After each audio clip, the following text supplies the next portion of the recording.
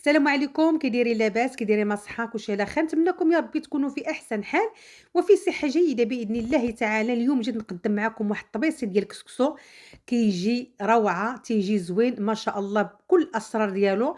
كسكسو باش يجيك بنين ويجيك معلك ويجيك يا سلام، شي حاجة اللي هو مخزاني، شي حاجة اللي هي هامة إن شاء الله. كما كتعرفوا ليلة 27 قريبة، وبالنسبة للمغرب ضروري من الكسكسو اللي تيكون شي حاجة زوينة. غادي نبداو المقادير إن شاء الله.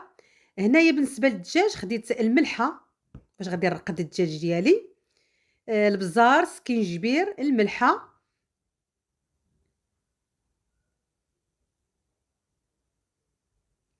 يعني كناخد معلقة ديال السكينجبير كتر من البزار. السكينجبير هو اللي كيختار لنا المرقة بصفة عامة.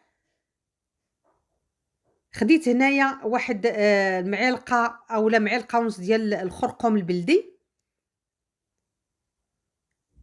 وغادي نضيف من طبيعة الحال واحد ضامة ديال الدجاج، وغادي نضيف واحد ضامة ديال البنة ديال الزعفران، والزعفران الحر كما كتشوفوا. وغادي ناخد واحد كويس ديال الماء باش غادي نخلط داك الخليط ديالي. غادي نحاول نذوب داك الكنور ديالي. والدجاجة من طبيعة الحال رحنا غسلناها ورقدناها في الحامض والملحة، وحيدنا منها كاع داك الشحمة اللي كتكون لداخل ما بين الصدر والجلدة، وغادي نرقدوها في هاد الخليط اللي شرك اللي سبقت وذكرت معكم المقادير ديالو. غادي نخليوها تقريبا ترقد واحد الساعتين. بالنسبه لي انا ما كنتش مزروبه، يعني رقدتها ومشيت قضيت حاجتي. كنحاول نتقب الصدر غير بصبعي لا موس لا والو، وكندخل فيه ديك اللقامه باش كيجي بنين يا سلام. لانه من طبيعه الحال غادي ترقد واحد الساعتين، غادي يشرب لنا لقامه وغيجي بنين بنين مزيان. لقامه كتدخل حتى لداخل، ما بغيتش شربت لها رجليها أنا باش تشرب ليا لقامة مزيان. غندوزو إن شاء الله للتفاية. هنايا خديت البصلة وقطعتها جوانح كما كتشوفوا رقاق، واحد الكيلو ونص ديال البصلة. درت هنا البزار وسكينجبير. بالنسبة للبزار ديما كندير أقل من السكينجبير. درت القرفة، واحد 2 معلقات صغار ديال القرفة في كيلو ونص ديال البصلة. وهنايا كندير ربع كاس ما بين زيت المائدة وزيت الزيتون. ودرت واحد شوية ديال المسكة الحرة، ودرت واحد شوية ديال الزعفران الحر. بالنسبة لهاد التفاية غادي نخليها طيب على عافية مهيلة، بحال غادي نسلقها في الإقامة ديالها. وهنايا درت الخرقوم البلدي، وغادي ناخد واحد الضمة ديال الزعفران. غتعطينا واحد المذاق اللي تيكون هائل. أنا ما كنديرش القرفة عواد، كندير القرفة اللي هي مطحونة من طبيعة الحال على يديا. كناخد ديك الضامة ديال الزعفران كنحاول نفرتتها مزيان، وغادي نحطها فوق العافية طيب تقريبا واحد طريط قد الملحة من طبيعة الحال. وخليتها على عافية مهيلة. هنا غادي ناخد الطنجرة ديالي فين غادي نصب الدجاج ديالي. هنايا غادي ناخد الدجاجة من بعد ما ترقدات ليا مزيان، ما غنزيد لا إقامة لا والو، لأن غير ديك الإقامة راه فيها الخير والبركة. خديت تقريبا واحد 2 بصيلات وشلّطتهم. غادي ناخد خيزو اللي هو قطعته وخليت ليه داك العريش ديالو كديكور. وخديت 2 يعني 4 الخيزويات و2 قريعات. القرعة من طبيعة الحال قطعتها على 2. وهنايا خديت القزبر معنوس، واحد الربيطة ديال القزبر معنوس. وغادي ناخد الماء طايب، وغادي نخلي هاد العناصر كلها طيب، وغادي نهز الدجاج ونخليه يتحمر. الحمص أنا عندي طايب ما درتوش. لو كان عندكم الحمص اللي كترقدوه في الدار ديروه، ديروه مع منين تنصبوا النصبة ديالكم. بالنسبة لي أنا درت زيت الزيتون وزيت المائدة نصبت بها الدجاج ديالي. هنايا كما كتشوفوا التفاية رجعت معاكم باش نوريكم. درتها فوق النار وغادي نخليها على عافية مهيلة تاخد حقها في الطياب. شوفوا غادي نخليها على رقم 1 بحال طايبة على الجمر. التفاية إلا بغيتوها تجي زوينة وما تجيش تغزز معاكم وتجي طايبة، ديروها على عافية مهيلة. أنا من عادتي راه كنطيبها على الفاخر غير البرد والشتا. وهنايا من بعد ما طاب ليا الدجاج حيدته 4 ديال المطيشات دوزتهم في الهاشوار، وغادي نحطهم في لاصوص ديال أو في المرق ديال الكسكسو حتى وكنحيد الدجاج ديالي ما بغيتش تدخل فيه الحموضية ديال المطيشة، لأن غادي نحمرو. ودرت 2 بيضات كيتسلقوا. هنا غادي ناخد القرعة وغادي نقطعها دواور أولا جوانح، كيبقى الاختيار ليكم. غادي ناخد المزهر، غادي ندير عليها المزهر من الفوق، غادي نشبّعها مزهر من الفوق، وغادي نديرها من طبيعة الحال هاد غادي ندير فيها السكر والقرفة، ونحطها في الفران تكرمل على راحتها، غادي نخليها حتى هي العناصر دياولي كيطيبوا وهي على راحتها في الفران أولا في القلاية الهوائية كيبقى الاختيار ليكم. درت الزهر هنايا كندير سنيدة، وغادي ندير قريفة ندخلها الفران على راحتها حتى وكان تاخد لنا داك اللون الدوغي أولا اللون الذهبي. كتجي هذه فكرة باش تزوقوا بها الطبسيل وما تبقاش تحتاري كيفاش غتحيدي القرعة تحلك ولا لا. ديرها غير في الفران وكتجي ديك النكهة ديال القرفة والسكر والمزهر، كتجي ما شاء الله، بالأخص إلا كانت ديك القريعة عندكم حلوة كتجي روعة، روعة، روعة. هنايا غادي ناخد تقريبًا واحد الكيلو ولا ربع ديال ديال الكسكسو اللي تيكون رقيق اللي جاي السميدة. هنايا غادي نبسبسو بالملحة والزيت، داك السمينيك اللي كيميل السميدة. كسكسو ديال التفاية ما كيبغيش كسكسو غليظ أولا متوسط، تيبغي يعني إما السميدة ديريها نيشان أولا ديري الكسكسو الرقيق اللي كيميل السميدة. هنايا من بعد ما بسبستو بالزيت وبسبستو بالمليحة، غادي ناخد واحد الكمية ديال الماء بحال غادي نغسلو كمية لا بأس بها، وغادي نخليه واحد 10 دقايق يشرب ديك الماء ديالو ونرجع معاكم. كيما كتشوفوا راه مغسول تقريبا بالماء. هنا كنحاول نحلو على هاد الشكل هذا، ما كنخشيش يدي لداخل بحال كنخبش، وكتجيني القضيه ساهله اولا بالفرشيط. كتجي هاد القضيه هادي ساهله ساهله ساهله، وكتجي بلا ما تبقاي تحلي بجوج يدين وكيتحل كامل، يعني الحبه مفركه على اختها طريقه زوينه.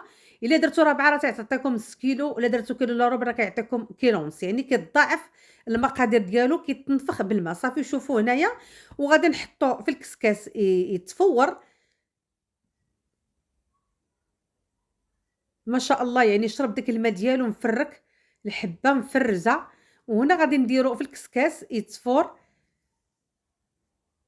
غادي نخليه تقريبًا من غنفورو في الكسكاس راه غادي نخليه واحد ربع ساعة حتى ل20 دقيقة هو كيفور. ومن طبيعة الحال ماذا بيكم الحاجتكم طيبوها على عافية مهيلة إلا بغيتها تجيكم بنينة وزوينة. صافي هنايا من بعد ما حطيتها في الكسكاس غادي نردها إن شاء الله تفور. هاداك الطريف ديال القزبر ما عندناش حيدتو. وهنايا التفويرة التانية، من بعد ما الفورة الأولى الفورة التانية غادي ناخد لاصوص من البرمة ديالي، هو باش غادي ندير التفويرة التانية والتالتة باش ما يجينيش كسكسو بحال مسلوق، تيجي ميدوم وتيجي بنين وتيجي زوين يعني بلاصوص أو المرق ديال الكسكسو. غادي نبردو بالمغرف أولا باليد وندخل فيه داك المرق ونحلو، يعني كنتخلص من دوك اللي كيكون الكوارث اللي تيكونوا. هذا بالنسبة للتانية. كنشبّعو بلول باش كيجينا رطب وكيجيني زوين.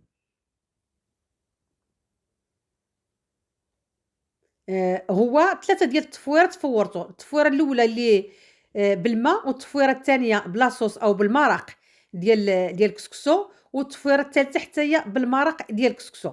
هو راه محلول راسو.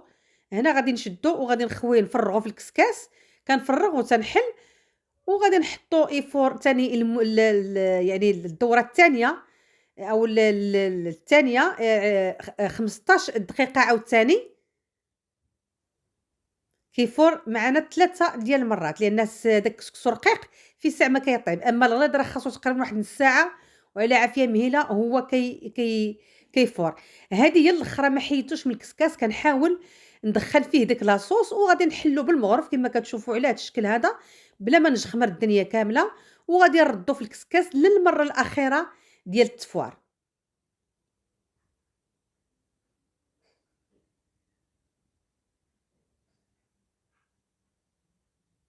غير بالمغرف أولا بالساقم كنبدا نحل داك اللي مكورة معاكم غير بالمغرف، وردوها التفور من طبيعة الحال للتفويرة التالتة اللي عبارة على هي 15 دقيقة وعلى نار هادية ما تكونش يعني دايرة بزاف.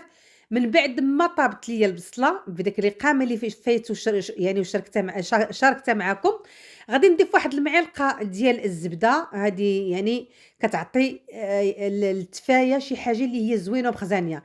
خديت تقريبًا واحد الكاس ونص ديال الزبيب اللي فايت ورقته في المزهر، هنا 2 معالق كبار، لا عندكم العسل الحر ماذا بكم. تنبقاو نشحروا في ديك الزبيدة، داك الزبيدة كتعطينا واحد اللون اللي هو رائع في البصلة، كتجي واقفة في دامها وزوينة. تنبقى نستمر أنا فوق العافية حتى وكان تحمّر وتعطينا اللون الدوغي، كتولي مكرملة، كتجي يا سلام. ومن طبيعة الحال راه هي الزهر، ما شاركتوش معاكم يعني المرة الأولى باش نصّبت أنا التفاية راه نصّبتها بالزهر، نسيت ما ذكرتش معاكم أنني نصّبتها بالزهر. صافي كنستمر بحال هاكا حتى وكنكمّل. ومن بعد ما وقفات ليا التفاية في دامها، خديت واحد المعلقة ديال السمن، وهنا راه ضفت الحمّص اللي هو طايب. ومن طبيعة الحال هنايا غادي نشارك معاكم كيفاش كنقدّم أنايا الطبسيل ديالي، اللي هي شي حاجة اللي هي زوينة. صافي هنايا من بعد ما حليته مزيان كنحاول ناخد المغرفة ونوسّع داك الوسطانية، هنا فين غادي نسقي المريقة ديالي، غادي ندير داك البلول باش الطبسيل كلّه تيكون شارب بلول وتيجي بنين وزوين. صافي غندير واحد 3 ديال السويقمات أولا 3 ديال المغرفات ديال البلول. وخديت هنايا الدجاجة اللي حمّرتها اللي طيّبتها ودخّلتها للفران وحمّرتها، كنسقي مزيان داك الكسكسو ديالي بديك المريقة اللي كتكون خاطرة. شوفوا ما شاء الله اللون ديالها يا سلام بديك الإقامة، وبديك المطيشات اللي شدينا طحناهم في الهاشوار. وكناخدو داك خيزو 4 د خيزوات هما اللي كنقادو بهم الطبسيل، وكناخدو القريعة حتى هي كنزوقو بها على هاد الشكل هذا. وحنا عيننا ميزاننا، وكناخدو التفاية اللي وقفت في دامها، كتشوفوا اليدام راه بقى يعني شوفوا اللون ديالها ما شاء الله، هذا سر من سر التفاية. ديروا لها ديك معلقة الزبيدة وتفكروني، وما تنساوش المزهر لأنني ما ذكرتوش معاكم ولكن أنا راه درتو في التفاية. هنا القرعة من بعد ما تعسلات ليا غادي حتى هي غادي نزوق بها الطبسيل ديالي، وهذا هو شكلها النهائي. وغادي نضيفو اللوز من طبيعة الحال، وجات واحد الطبيصيل اللي هو تايك جرباطي غزال متول ولا أروع. وكنقول لكم السلام عليكم ورحمة الله تعالى وبركاته، وإلى فيديو قادم إن شاء الله. وما تنساوش إن شاء الله تشاركوا لنا القناة مع الناس اللي كتعرفوا، وكنضيفوا من طبيعة الحال البيض هو الآخر. والسلام عليكم.